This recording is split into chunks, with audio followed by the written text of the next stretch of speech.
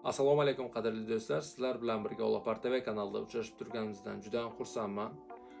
Bugungi videomiz nima haqida bo'ladi? Bugungi videomiz ko'pchilik beradigan savol: Olapar TV kanaliga nima bo'ldi?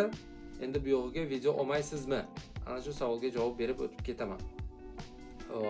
Bu yog'i nimaga video olmadim? Bunga sabab o'zimni shaxsiy vaqtim bo'lmaganligi, shu uchun kanal uchun vaqt ajrata olmadim.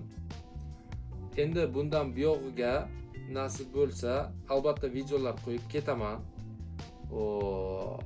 Kamida haftasida bir marta videolar qo'yiladi. Faqat video qo'yishim uchun sizlardan menga yordamingiz, kommentariyada yozib qoldiringlar, qaysi rubrikada video olay. Ya'ni nima haqida video olay? Itlarning kasalliklarimi yoki Sara va Nikollarni aylantirishga olib chiqqanimmi, itlarni ovqatlantirish, itlarni cho'miltirish yoki itlarni zoti haqida ma'lumotlar yig'ib, ma'lumotlar sizga taqdim etaymi? Shu javoblaringizni kommentariyada yozib qoldirsalaringiz juda ham xursand bo'lardik va o'shanga qarab ko'proq video olib ketar edik. Bundan buyog'i nasib bo'lsa videolar bo'ladi. Sara va Nikol juda ham yaxshi.